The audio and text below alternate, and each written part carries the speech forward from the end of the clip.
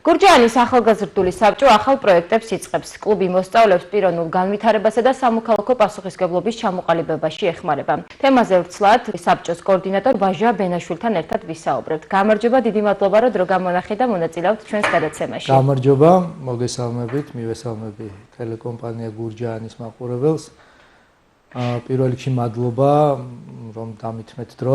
დიახ, მადლობა თქვენ, რომ მონაწილეობთ გადაცემაში. წელს რა სიახლეებს შეიტანთ ახალგაზრდული საბჭოს მუშაობაში? საკმაოდ ბევრი ცვლილება იგეგმება და ბევრი რაღაც უკვე განხორციელება დაიწყო ბევრი რამის. პირველ რიგში ჩამოყალიბდება საბჭო, როგორც საბჭოს სრულფასოვანი წევრები და ასევე საბჭოს ასოცირებული წევრების მიმართულებით, სადაც რეალურად შეზღუდვები თითქმის მოხსნილი იქნება და ყველა მსურველს, ვისაც უნდა რომ აქტიურად ჩაერთოს საბჭოს საქმიანობაში, ექნება იმის საშუალება, რომ გახდეს საბჭოს ასოცირებული წევრი, მოხალისე, მოდი ასე დავარქვათ, უფრო მარტივად რომ ვისაუბროთ. საბჭო შედგება იმ რაოდენობის წევრებისგან, რომლებიც აქტიურად იქნებიან ჩართული ყოველდღიურ საბჭოს ცხოვრებაში, ყოველდღიურ საქმიანობაში და რა თქმა უნდა იმ თითოეული იმ პროექტის განხორციელებაში, რომელიც დაგეგმილი არის 2026 წელს და იმ პროექტებისაც, რომელიც ჯერ არ არის დაგეგმილი, მაგრამ არსებობს იდეა და შესაბამისად მუშაობა მიმდინარეობს ამ მიმართულებით. სოფლებში თუ გაქვთ დაგეგმილი პროექტები და იქაური ახალგაზრდების თუ იქნებიან ჩართულნი? სოფლებთან მიმართებაში გვაქვს ორი ძალიან მნიშვნელოვანი პროექტი. პირველი ეს არის სოფლის ახალგაზრდების პრობლემების გაგება. რომლის როგორ აპირებთ ამის გაკეთებას?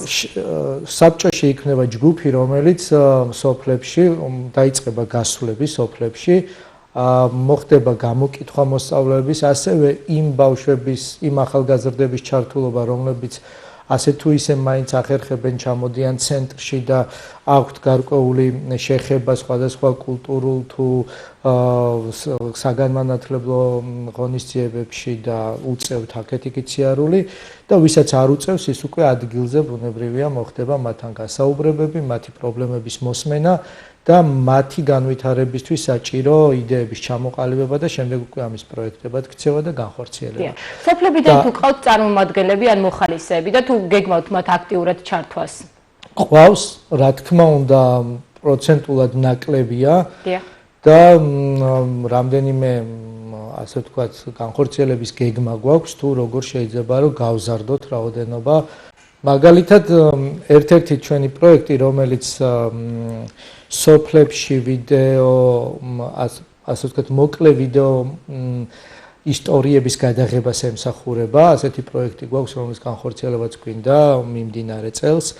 ეს არის თითოეული სოფლის კულტურის, იქ არსებული ღირსშესანიშნაობების, ისტორიების, შეიძლება ზოგი მითის, ასე ვთქვათ, და პლუს ამ კონკრეტულ სოფლებში კოლორიტი ადამიანების მიერ კულინარიული რეცეპტების გაზიარების, ესეთი რაღაცა კოლაბორაცია ერთ პატარა ვიდეოში, რომელიც გვინდა რომ თითქმის ყველა სოფელში გავაკეთოთ. წარმომიდგენია რა საინტერესო იქნება დიახ. გაზაფხულიდან უკვე აპრილიდან გეგმავთ რომ აპრილის ბოლოდან ოქტომბრის ბოლომდე განვახორციელოთ, მოვიცვათ თითქმის ყველა სოფელი და პლუს ეს ამით არ სრულდება, ჩვენ გვინდა რომ უკვე ის რეცეპტები ვაქციოთ შემდეგ თანამედროვე კულინარიულ შედევრებად, ასე ვთქვათ და თვითონ ის ადამიანები დავპატიჟოთ, რომლებმაც ეს რეცეპტი მოგვაწოდა. და ამ პროექტებში, რა თქმა უნდა, ვფიქრობთ, რომ უმჯობესი იქნება და სავარაუდოდ ასეც მოხდება, ჩაერთოს ძირითადი მასა ახალგაზრდების იყვნენ იმ სოფლებიდან, რომელ სოფლებშიც განვახორციელებთ ამ კონკრეტულ პროექტებს. ახალგაზრდული საბჭო გეგმავს ასევე ეკომარათონს, რომელიც საკმაოდ პოპულარული, ასე ვთქვათ, პოპულარობით სარგებლობს მსოფლიოს სხვადასხვა ქვეყნებში. ეს იქნება მარათონი, ასე ვთქვათ, ბჭყალებში მარათონი, სადაც ახალგაზრდები და არა მარტო და იმედი გვაქვს, რომ ჩართულობა იქნება სხვადასხვა ორგანიზაციებიდან, სხვადასხვა თანამდებობის პირებიდან და ასე შემდეგ. მოეწყობა მარათონი გურჯაანის ქუჩებში და შემდეგ უკვე ვფიქრობთ, რომ არა მარტო ქალაქ გურჯაანის, არამედ სხვადასხვა სოფლებსაც მოვიცავთ. მოეწყობა მარათონი, სადაც ასე ვთქვათ, კროსზე სარბენად გავა საზოგადოება, ახალგაზრდები იქნებიან ამის ინიციატორები და გზად დაასუფთავებენ იმ ტერიტორიას, რომელ ტერიტორიაზეც ირბენენ. და გვინდა რომ ეს არ იყოს ერთჯერადი და ჩატარდეს ყოველთვიურად თვეში ორჯერ შეიძლება მეტჯერაც ვნახოთ როგორი მხარდაჭერა იქნება საზოგადოების მხრიდან პირველ რიგში. მეორე რაც ასევე საკმაოდ ისეთი დიდი პროექტია, ეს არის ზაფხულის დღეები პარკში. ეხება გურჯაანის პარკს, სადაც გვინდა რომ ყოველ მეორე შაბათ-კვირას, ზუსტად შეიძლება პარასკევი და შაბათი იყოს, შეიძლება შაბათი და კვირა, ჩატარდეს ღონისძიებები, ანუ 3 თვის განმავლობაში, სრულად ზაფხულის განმავლობაში 6 ღონისძიება მოეწყოს და ალბათ იცით რომ ერთ-ერთი პროექტი ახალგაზრდულის არის 90-იანები და ამ პროექტით შემდეგ დავასრულოთ ეს ზაფხულის დღეები პარკში, ასე ვთქვათ. ეს პარკის ღონისძიებები იქნება საკმაოდ დატვირთული. აქ არ იქნება მხოლოდ რაღაცა ერთი მიმართულებით გართობა, იქნება მუსიკა, იქნება შემეცნებითი პროცესები, იქნება კულინარია, ადგილზე შესაძლებელი გახდება რომ დაისვენო, მოусმინო მუსიკას, ადგილობრივი შემსრულებლების მონაწილეობით, ახალგაზრდები აღმოაჩინონ ნიჭიერი, რომლებიც თურმე აქვე ჩვენს გარშემო ყოფილან და არ ვიცოდით. და აი ასეთ მოკლედ რომ ვთქვათ, მოკლედ აი ამ იდეებს ემსახურება ეს პროექტი. ჩვენ ამ თვეში გვაქვს ახლა დაგეგმილი დამამთავრებელი კლასის მოსწავლეებისთვის გურჯაანის სრულად მუნიციპალიტეტის მასშტაბით გვინდა რომ მოვიცვათ ყველა მოსწავლე მე-11-მე-12 კლასელები, ძირითადი სამიზნე აუდიტორია ეს ასაკია, რომლებსაც ჩაუტარდებათ ტრენინგები როგორ შეარჩიონ პროფესიას სწორად და როგორ იფიქრონ სწორად, როგორ დაგეგმონ სწორად საკუთარი მომავალი, კარიერული მომავალი იქნება თუ დაუშვათ რაღაც წარმატებისკენ მიმავალი გზა, ასე ვთქვათ, რა თქმა უნდა შეიძლება ცოტა ისეთი ნათქვამია, მაგრამ არსებობენ ადამიანები, რომლებსაც შეუძლიათ რომ საკუთარი გამოცდილებით, საკუთარი მიღწევებით თუ ცოდნით ეს დახმარება გამოუჩინონ გურჯაანელ ახალგაზრდებს. ასევე მენტალურ ჯანმრთელობასთან დაკავშირებით ახალგაზრდებში იგეგმება ეს უკვე სავარაუდოდ შემოდგომისთვის დავგეგმავთ, შემოდგომისთვის არის გათვალისწინებული ეს პროექტი. მენტალურ ჯანმრთელობაზე ჩატარდება შეხვედრები, ტრენინგები, მოწვეული გვეყოლება ამ დარგის სპეციალისტები და გურჯაანელი ახალგაზრდობა მიიღებს საკმაოდ ისეთ სუყე ინფორმაციას ამასთან დაკავშირებით. რაც რეალად მთელი არსი ამ პროექტების ეს არ არის რომ აი ჩატარდა და მორჩა.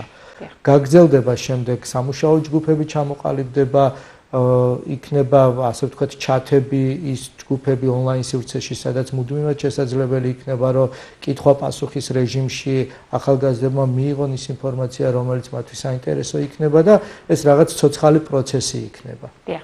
აი თქვენი შეფასებით გურჯაანელ ახალგაზრდებს რა გამოწვევები აქვთ და როგორ შეიძლება ეს გადაიჭრას? გამოწვევები ძალიან ბევრია. არ აქვთ საშუალება იმის რომ მოხდეს საგანმანათლებლო ინტელექტუალური და შემეცნებითი შეკრებები ხშირად არ არის ასეთი თავშეყრის ადგილები. აი რატო მაგალითად ტექნოპარკში ხო შეუძლიათ თქვა? კი, ტექნოპარკი ერთ-ერთი ძალიან მნიშვნელოვანი ადგილია, მაგრამ ვფიქრობ რომ არის ეს პრობლემა. ვფიქრობ რომ ხო, გურჯაანის მთლიანად გურჯაანისთვის ცოტა მთლიან ანუ სოფლებს გულისხმობ ამ შემთხვევაში. რთულია რომ ეს ერთი ადგილი იყოს. მე ვფიქრობ რომ ასეთი პატარ-პატარა ჰაბები უნდა მოხდეს დიდ სოფლებში, იმ ადგილებში, სადაც ასე თუ ისე ნაკადი ახალგაზრდობის მოძრაობს და უფრო მეტი ჩართულობა მოყვება ამ ყველაფერს. დიახ. და კიდევ თუ ფიქრობთ რომ არის კიდევ რაღაც გარკვეული პრობლემები, რაც შეიძლება რომ გადაიჭრას ახალგაზრდული საბჭოს დახმარებით? ახალგაზრდული საბჭოს დახმარებით შესაძლებელია და პრინციპში ვფიქრობ რომ ამას ემსახურება კიდეც ახალგაზრდული საბჭო, რომ მაქსიმალურად გაიზარდოს ახალგაზრდების ჩართულობა საზოგადოებრივ ცხოვრებაში. ეს არის ყველაზე მნიშვნელოვანი რამ, რაც შეიძლება ახალგაზრდულმა საბჭომ გააკეთოს.